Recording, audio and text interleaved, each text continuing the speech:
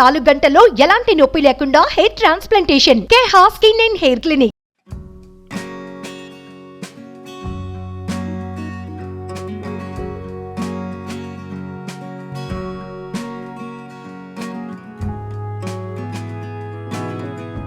Welcome to mom's kitchen. Evening స్నాక్గా చేసుకోవడానికి ఎప్పుడైనా భోజనాల్లో చేయడానికి కూడా బాగా ఇంట్రెస్టింగ్గా ఉంటుందండి. వెజిటబుల్ బోండా. జనరల్గా బోండా అనగానే మనం మైసూర్ బోండా చూస్తాం కదా, మైదాపిండి బాగా కలిపి దాన్ని బాగా సాగదీసి స్పంజీగా వచ్చేలాగా. అన్నిసార్లు కుదరదు, ఏదో దిగులుగా ఉంటుంది బాగా రాలేదని. ఇదైతే అసలు బాగా రాలేదు అన్న అనుమానమే ఉండదండి. బజ్జీలాగా చేసుకోవటమే. వెజిటబుల్ బోండా అంటే మనం ఏం చేయాలి, కూరలన్నింటినీ కొంచెం ఒక కూరలాగా చేసేసుకోవాలి. వాటిని చక్కగా కొంచెం చల్లారి నుంచి ఉండలు చేసి పెట్టుకోవటం, శనగపిండిలో ముంచి నూనెలో వేయించేసుకోవటమే. దీనికి పెద్ద తాలింపు ఏం వేయం మనం. కొంచెం నూనెలో జీలకర్ర వేయటము, ఉల్లిపాయలు, తర్వాత ఏమో క్యారెట్, బీన్స్, తర్వాత క్యాప్సికమ్ ఉంటే అవి కూడా వేసుకోవచ్చండి. ఒకవేళ మీ దగ్గర కొంచెం క్యాబేజీ, కాలీఫ్లవర్ ఉంటే అవి కూడా కొన్ని చొప్పున వేసుకోవచ్చు. అవి కలర్ఫుల్గా ఉంటుంది, టేస్ట్ బాగుంటుంది. గ్రీన్ పీస్, బఠానీలు ఉంటే చాలా బాగుంటుందండి. ఇప్పుడు లేటెస్ట్గా హైదరాబాద్ అంతా గ్రీన్ పీస్ కనపడుతున్నాయి మార్కెట్లలో. ఉన్నప్పుడు శుభ్రంగా ఒక 3-4 కిలోలు కొనేసుకుని చక్కగా ఒలిచేసి ఒక ప్లాస్టిక్ బౌల్ డబ్బాలో కానీ గ్లాస్ బౌల్లో కానీ పోసేసి ఫ్రీజర్లో పెడితే సంవత్సరం అంతా ఫ్రెష్గా ఉంటాయండి. ఎప్పుడైనా కావాలంటే కొన్ని తీసుకోవచ్చు మీకు ఓపిక ఉంటే. లేదా ఇంకా పచ్చి బఠానీ ఉంటాయి కదా మనకి, అదే ఎండువి దొరుకుతాయి, వాటిని నీటిలో నానబెట్టుకుని అది వేసుకుంటే బాగుంటుంది. ఒక మూకుడు పెట్టుకున్నాము, 1 స్పూను 2 స్పూన్ల దాకా ఆయిల్ వేయండి. ఎక్కువ నూనె ఏమి అవసరం ఉండదు. ఒక 1/2 టీ స్పూన్ జీలకర్ర వేద్దాం నూనెలో. తిరగమాత సామాన్లు అలా ఏం అక్కర్లేదండి. అల్లం, పచ్చిమిర్చి వేసుకుంటే సరిపోతుంది. సన్న ముక్కలు తరిగిన అల్లం, పచ్చిమిర్చి వేగనిస్తే మనకి అది పంట కిందకి వచ్చినా ఆటే కారంగా ఏముండదు, టేస్ట్ బాగుంటుంది. జీలకర్ర వేగిపోయింది, కొంచెం కరివేపాకు వేద్దాము. 2 పచ్చిమిరపకాయలు చిన్న ముక్కలు తరిగి అవి, తర్వాత 1 ఇంచి అల్లం ముక్కలు,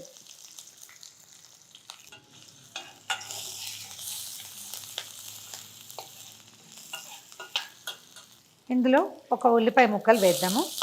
ఇవి చిన్న సైజు ముక్కలు సరిపోతాయండి. మీడియం సైజు ఉల్లిపాయ కూడా చాలు. చాలా కూరలు పడతాయి కాబట్టి ఎక్కువ వేయక్కర్ల, రకానికి ఒకటి కొంచెం. ఉల్లిపాయలు వేగిన తర్వాత ఒక 6-8-10 బీన్స్ సన్నగా ముక్కలు తరిగి అవి, తర్వాత ఒక పెద్ద క్యారెట్ చిన్న ముక్కలు తరుక్కుని అవి కూడా వేసేయాలి. దీంతో మనం ముందు చేయాల్సిన ఏర్పాటు ఏంటంటే శనగపిండి కలిపి పెట్టుకోవటం ఒకటి, తర్వాత ఆలూలును బఠానీలు కొంచెం ఉడికించి ఉంచుకోవటం. కుక్కర్లో పెడితే మంచిదే ఆలూలు, లేకపోతే విడిగా కాస్త నీళ్ళల్లో వేసి పెట్టుకుంటే ఇవేమో పచ్చివి వచ్చాయి కదా. ఆలుగడ్డలు తర్వాత ఏమో బఠానీలు రెండింటిని మనం ఉడికించి ఉంచుకోవాలి. ఇందులో ముక్కలు వేస్తే మెత్తగా మ్యాష్ అవ్వవు అండ్ బైండింగ్ కూడా ఉండదు. అందుకని వాటిని విడిగా చేసుకోవాలి. కొద్దిగా ఉప్పు చల్లి మూత పెట్టేద్దాం. ఈ ముక్కలకు సరిపడా ఉప్పు వేసి మూత పెడితే ఇవి కొంచెం చక్కగా మగ్గిపోతాయి. దగ్గరగా ఉండే మూత పెట్టండి, తొందరగా ఉడికిపోతాయి. క్యారెట్, బీన్స్ చక్కగా మగ్గిపోయినాయండి, కనిపిస్తున్నాయి కదా, అంటే రంగు మారిపోయింది. ఇందులో ఏం చేద్దామంటే మనం కొంచెం ఉడికించి ఉంచుకున్న గ్రీన్ పీస్ వేసేద్దాం. బంగాళదుంపలు కూడా ఉడికించి ఉంచుకున్నాము, కొద్దిగా మ్యాష్ చేసి వేసేద్దాం. మనం కారం కావాలంటే వేసుకోవచ్చండి, మన ఇష్టం, చాయిస్ మందే. నేను పచ్చిమిర్చి వేసే కదా అందుకని ఇంకా కారం వేయను. 1 చిటికెడు గరం మసాలా కూడా లైట్గా, ధనియాల పొడి అలాంటివి కూడా వేసుకోవచ్చు.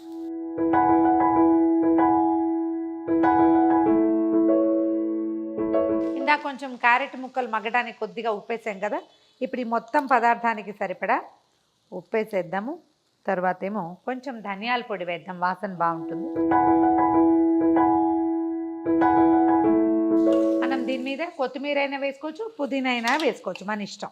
ఇప్పుడు ఏం చేద్దామంటే ఆలు మ్యాషర్ చాలామంది దగ్గర ఉంటుంది, లేని వాళ్ళు పప్పు గుత్తితోటైనా సరే మొత్తాన్ని ఒకసారి ముద్దయ్యేలాగా నొక్కేయండి. ఇదేంటంటే మనకి ఉండ కావాలన్నమాట, అందుకోసం. కొన్ని బఠానీలు కాస్త స్వరూపంతో ఉంటాయి, కొన్ని చితుకుతాయి. సరిపడా కావాల్సినంత కొత్తిమీర కానీ పుదీనా కానీ వేసేసి కలిపి పక్కన పెట్టుకోండి. కొంచెం చల్లారనిచ్చి ఉండలు చేసేసుకోవాలి ఇవి. ఇది చల్లారే లోపల మనం ఏం చేద్దామంటే శనగపిండి కలుపుకుందాం. ఇప్పుడు ఇంత పదార్థానికి అంత కప్పు శనగపిండి, 2 స్పూన్ల బియ్య పిండి కలిపేసి మనం బజ్జీల పిండి కలుపుకుంటాం కదా, అట్లా కలిపేసుకుంటే సరిపోతుంది. కొంచెం బజ్జీ కంటే ఒక్క రవ్వ చిక్కగా ఉంటే చాలు. మన వెజిటబుల్ కూర చేసాం కదా, బోండాలు చిన్న చిన్న ఉండలు చేసి పెట్టాను. గ్రీన్ పీస్ కొంచెం పీసులుగానే కనపడుతున్నాయి, ఆలూలన్నీ మ్యాష్ అయిపోయినాయి. శనగపిండిని మనం బజ్జీలాగా కలుపుకోవాలి, కొంచెం చిక్కటిదే. కానీ నేను ఇందులో సోడా లాంటిది ఏం వేయట్లేదండి, చాయిస్ మీదే. సోడా వేస్తే కనుక ఇట్లా ఉబ్బినట్టుగా వస్తాయి, మీ ఇష్టము. నేనైతే వేయను, అవసరం లేదు. మనకేంటంటే ఈ పదార్థానికి, ఈ ఉండకి కోటింగ్ కావాలి, మొత్తానికి మునగాలన్నమాట. కొంచెం బియ్యపిండి వేస్తే చక్కగా వస్తాయి.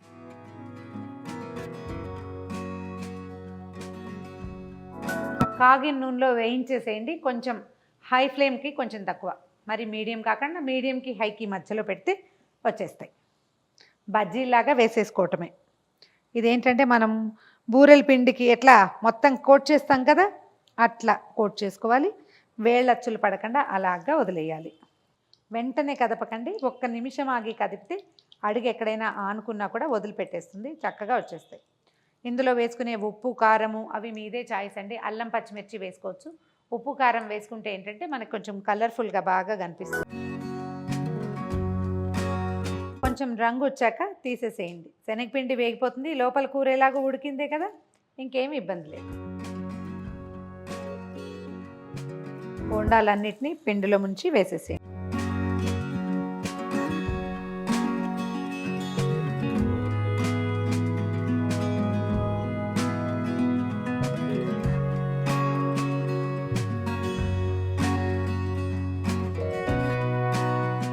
ఇదిగోండి మన వెజిటబుల్ బోండా రెడీగా ఉంది. లోపల మనకి కూర చక్కగా కనిపిస్తుంది, పైన బాగా కవర్ అయింది. మీకు కావాలంటే సోడా వేసుకోండి, లేకపోతే మరి కాస్త బియ్యపిండి వేసి ఇంకొంచెం కరకరలాడుతూ వస్తుంది. సింపుల్గా ఈజీగా చేసేసి పొద్దున్న చేసిన ఆలు కూర మిగిలిపోతే దానికి కూడా కొంచెం కరివేపాకు కొత్తిమీరతో చిన్న తాలింపు వేసి ఉండలు చేసేయటం, శనగపిండిలో ముంచి వేసేయటం. మీకు అరిగితే హాయిగా తినండి, బ్రహ్మాండంగా కుదురుతాయి. ట్రై చేసి చూడండి.